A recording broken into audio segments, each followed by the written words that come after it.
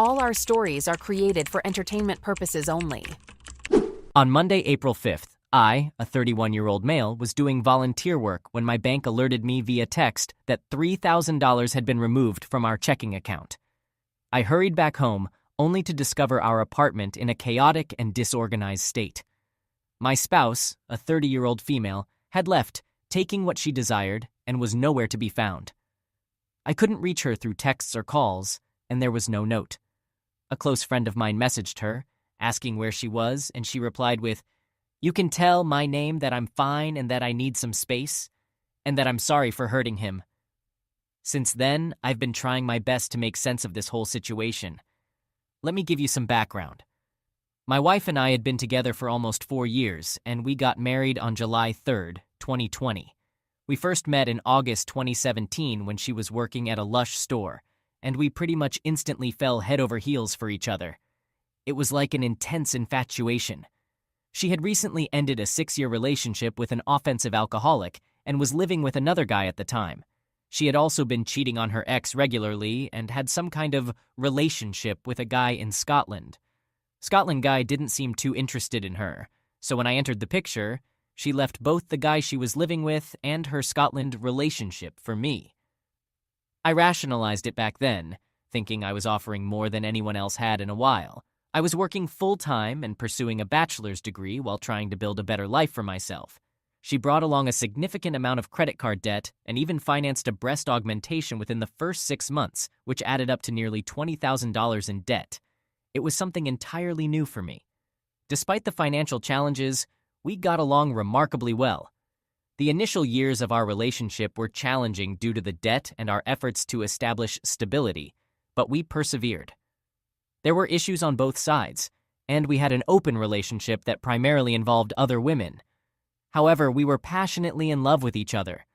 I've had several relationships before, but nothing like this one, where we were deeply in love and dedicated to each other, but also allowed ourselves to engage in some selfish behavior. She started studying for medical school and took on various responsibilities. She worked as a medical scribe, maintained a 4.0 GPA, and we both volunteered regularly. On top of that, we traveled together, visiting her family, New York, Vietnam for charity work with disabled children, and California several times. We felt incredibly in love and empowered. We were eager to get married and start a family, and our time together was unbelievably enjoyable. Condensing 4 years into a Reddit post is a challenge, but here's the essence of it. During our time together, I got to know her pretty well. She was incredibly smart and even got a full scholarship for a university in the Midwest where she lived. But after about a year of school, her grades started slipping, and she lost the scholarship, eventually dropping out. She ended up moving in with a bunch of guys in Atlanta, thinking they'd take care of her. Things didn't go as planned.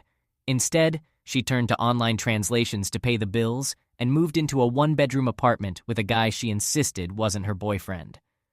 When that relationship went downhill, she started talking to another guy on a Pokemon forum, who also said he'd take care of her. So she told her current guy she was leaving and relocated to Arizona. This new guy became her constant boyfriend, despite her cheating on him regularly. He was a decade older than her. During this time, she also maintained a relationship with the guy in Scotland and even visited him while still with her boyfriend. Eventually, she and her boyfriend moved to Washington after he lost his job. Unfortunately, she gave him an STD due to her affairs. Then one day, she packed a suitcase and moved in with yet another guy who promised to take care of her. She described their relationship as an insect and a spider. This is where I come into the picture, while she was working part-time at Lush. She told me she loved me within days, and I reciprocated. I quickly learned about her tumultuous history, and she was fully aware of how foolish her past choices had been. Both of us were desperate for change, and I believe that's why we clicked so well and stayed together for so long. In February of last year, she secretly arranged to get an apartment through a friend. I couldn't understand why, and we discussed it. It turned out there were things in our relationship that she wasn't happy with. We talked it out, and she canceled her plans. But a few months later, she became secretive about her camera roll. It came to light that she'd been in touch with the guy in Scotland again and had racked up almost $5,000 in credit card debt to secure a different apartment in Seattle. She wanted to visit him, but he declined. They'd been exchanging photos, and I was left bewildered. It started to dawn on me how passive-aggressive she was, how adept she was at hiding things that bothered her. Ultimately, I realized she'd learned from her parents that when things got tough or uncomfortable, you talked to everyone except your partner, and then you left. Sadly, she didn't make it to med school, and we lost the path we'd been striving for together. By this point, I'm head over heels in love with her, and I believe that there's nothing we can't overcome together if we both put in the effort. She feels the same way, and we decide to start therapy and even tie the knot. Our communication appears to be on point. Then, last August, I went to visit some family about an hour away from our home. When I returned, she had vanished, leaving behind a poetic note typed on a typewriter. The note expressed her desire to give me her whole heart and mentioned my concern for her safety. She saw her disappearance as a way of protecting herself. We were set to move in 2 days, and I was able to contact her through emails.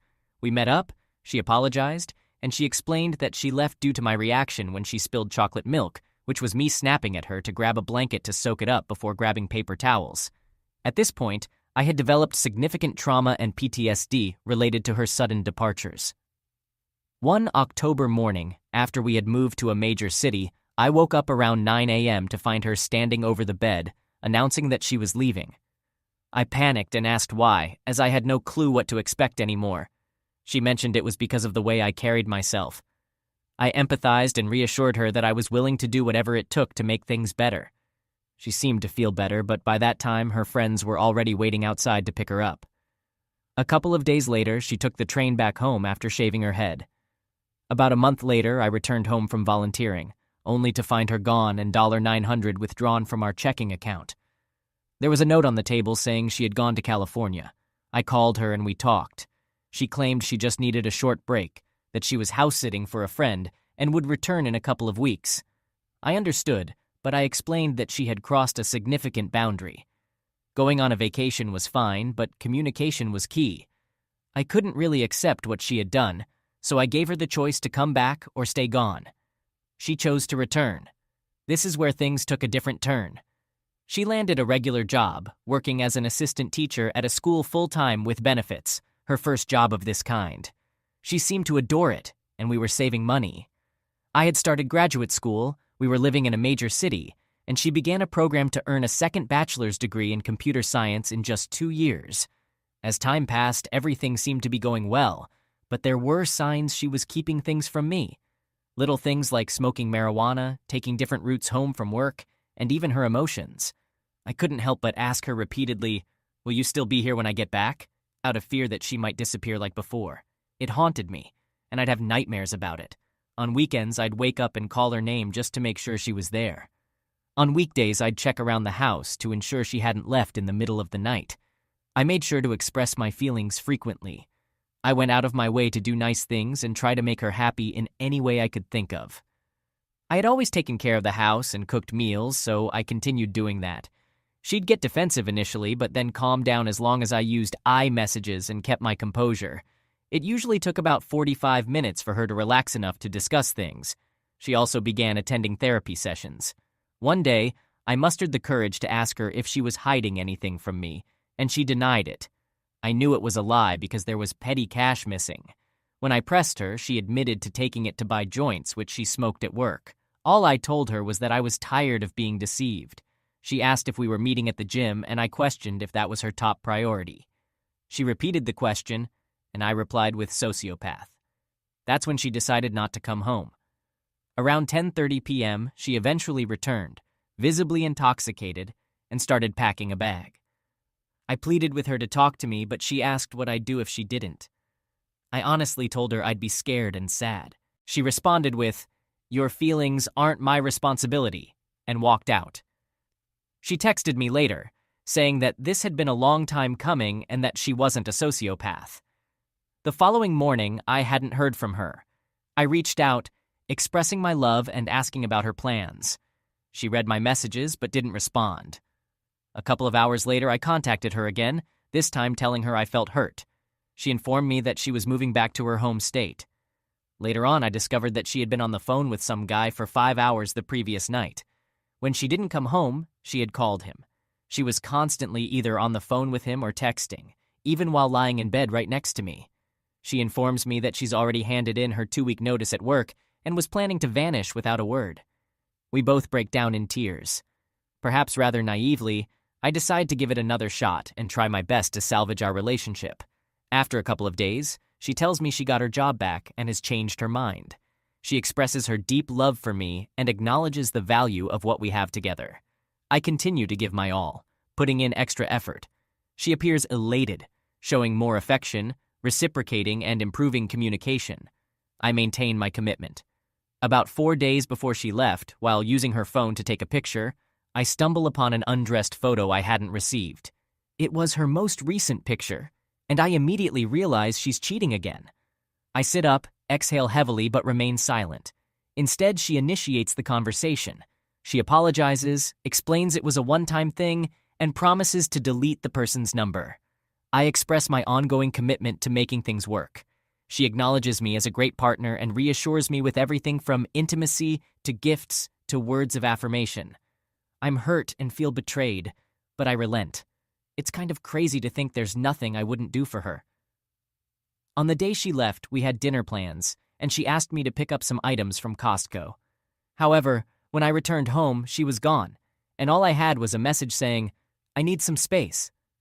About a week later, she messages me, "I want to talk, but I'm not ready. Also, you're not blocked on anything. I've had my phone on airplane mode, sorry." I was reaching out frequently to try and understand what was happening, as I still had a lot of her belongings, and our bills were still being debited from the account. A week after that, she coldly contacts me to inform me that she's finding herself, saying, "I'm finding myself, my name. I've been with a lot of people who have tried to do that for me, so I took myself away so I can do it all by myself." Eventually, I check phone records and the affair becomes evident. I decide to board a plane to Indiana. Her family reveals they haven't heard from her and don't know her whereabouts. She's gone dark on social media and her phone has been off for a month at this point. Here I am, still deeply in love, desperately searching for answers. After my trip to Indiana, I start digging and uncover all the details. It turns out it's a guy we used to joke about being attractive. He lives in LA. I ask my building manager if she's seen my wife, and she confirms she did and that she mentioned going to LA. I couldn't fully comprehend this, whether it was denial or confusion. We continued to communicate, primarily through FB Messenger. She apologizes, expresses her desire to have me in her life, but also insists on going it alone for a while. I inquire about the affair, but there's nothing but silence. Her mother initiates contact with me, conveying that my wife has no intentions of ever speaking to me again, and that I should communicate through her, which I firmly reject. Suddenly, my wife becomes active on social media once more. She goes to Vegas with the guy, sharing pictures of lingerie and indulging in a constant high, practically every day. She's residing with him in LA, sleeping on a mattress on the floor. She turns incredibly cruel, posting on Reddit that I was offensive and expressing regret about saying "I do." Her unemployment checks continue to arrive in our old account before I eventually closed it. She adamantly refuses to cooperate with me in any way. It's as if the cycle has completed its revolution, the very same pattern she's been repeating since she left home. It might sound foolish, but I can't fathom that it's happening to me now, too. She had labeled all her previous partners as awful people, and I had believed her. I guess she's doing the same thing with me now. It's truly a tragic situation. It feels like there's just too much to overcome. We could have had something wonderful if we had only managed to get our act together. Story 2. During our engagement, she encouraged me to enter a contest for city's name, most engaging couple, not naming the city for privacy reasons. Fast forward 12 years into our marriage, she drops a bombshell on me. She says, "That receipt you found from Motel 6 in my car on our way to the contest interview? I was sleeping with Bob." So she had been cheating on me for years even before we got married. 12 years into our marriage, she reveals this shocking truth after we've had 3 kids, 2 dogs, a cat, and a mortgage. And here comes the kicker. After she confesses this on the phone, she heads off for a weekend getaway with her girlfriend in city name, leaving me at home to grapple with our debt, kids, and very limited options. Now, here's what I find intriguing. It seems like whenever women I work with or interact with include the words only or just in a sentence, They think it somehow absolves them of responsibility. We were just dating. We were only engaged. Fast forward to today, she has started a construction company. Our home suffered flood damage from a storm, just like thousands of others in our area. She's now flipping homes with a contractor, and she insists he's like a brother and I have nothing to worry about. Yes, I know what you're thinking. I must be a fool. The problem is, I can't afford to divorce her. And there's a part of me that really wants to believe her, but it's like I'm wrestling with cognitive dissonance, you know? I have 3 boys, and I've had paternity tests to confirm they're mine. I mean, who wouldn't? I love them deeply, and I don't want to disrupt their lives with a divorce.